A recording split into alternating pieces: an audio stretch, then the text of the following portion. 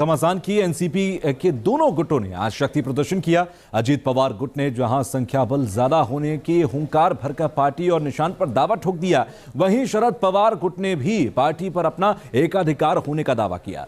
आखिर किसकी होगी एनसीपी, इस रिपोर्ट में आप देखिए।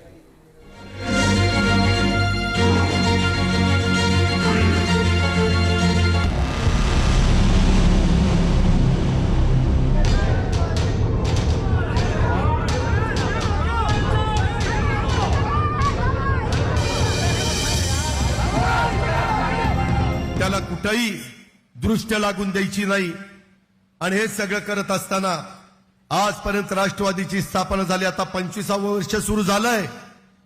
आपला राष्ट्रीय पक्ष आता राज्याचा पक्ष झालाय। राष्ट्रीयत्वाची मान्यता आपली रद्द झाली, ती परत आपल्याला मिळवायची आहे। एनसीपी पर अजीत पवार और शरद पवार दोनों ने अपना दावा ठोक दिया है। दो खेमों में बट चुकी एनसीपी के दोनों धड़े खुलकर सामने आ गए हैं। मुंबई में अजीत पवार गुट और शरद पवार गुट दोनों ने शक्ति प्रदर्शन किया।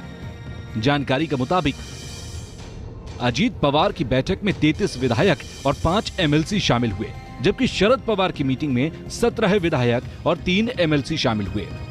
आता हे कसं म्हणता येईल, उद्या कुणी उठलं आणि मी काँग्रेस पक्ष सांगायला गेलं, मी शिवसेना सांगायला गेलं, मी भाजप सांगायला गेलं, याला काही अर्थ आहे?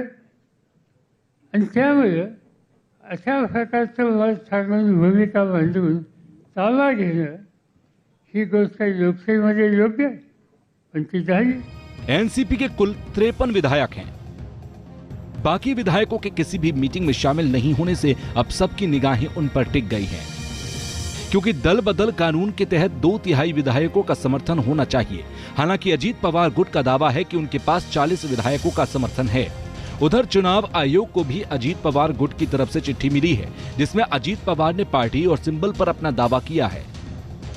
तो वहीं एनसीपी नेता जयंत पाटिल ने भी चुनाव आयोग में कैवियट दाखिल की है। 9 विधायकों की सदस्यता रद्द करने की मांग की है। ऐसे में सवाल उठ रहा है कि एनसीपी किसकी होगी, एनसीपी पर किसका दावा मजबूत है, एनसीपी का संविधान क्या कहता है। तो समझ लीजिए, एनसीपी के संविधान में फैसला लेने का अंतिम अधिकार पार्टी के राष्ट्रीय अध्यक्ष के पास है। एनसीपी में कार्यकारी अध्यक्ष जैसा कोई पद नहीं है। कार्यकारी अध्यक्ष को कोई संवैधानिक अधिकार नहीं दिए गए। एनसीपी के संविधान में किसी भी संशोधन के लिए राष्ट्रीय अधिवेशन की मंजूरी लेना अनिवार्य है। शरद पवार ने भले ही 2 कार्यकारी अध्यक्ष बनाए थे, लेकिन उन्हें नियुक्तियों का अधिकार नहीं था। एनसीपी में अभी भी शरद पवार ही सुप्रीमो हैं। माना जा रहा है कि शरद पवार गुट अब इसी बात को लेकर पार्टी पर चुनाव आयोग में दावा कर सकता है। लेकिन जिस तरह विधायकों का संख्या बल अजीत पवार गुट के पास ज्यादा है, पार्टी और सिंबल की लड़ाई सुप्रीम कोर्ट तक पहुंच सकती है। Team news nation. और इसी बीच महाराष्ट्र से इस वक्त की सबसे बड़ी खबर आपको बता दें, अजीत पवार को चुना गया है एनसीपी का राष्ट्रीय अध्यक्ष। एनसीपी किसकी, ये सवाल लगातार बना हुआ था। सियासी सरगर्मियों में सबसे बड़ी खबर यही है कि एनसीपी का राष्ट्रीय अध्यक्ष अजीत पवार को चुना गया। ये बड़ी खबर इस वक्त आपको एनसीपी से जुड़े, संकट से जुड़े एक सबसे बड़ा अपडेट मान लीजिए, क्योंकि अजीत गुट ने ये चुना है और राष्ट्रीय अध्यक्ष एनसीपी का अजीत पवार को चुना गया। तो इन्हीं खबरों के साथ एक छोटा सा ब्रेक के बाद भी खबरों का सिलसिला लगातार जारी रहेगा।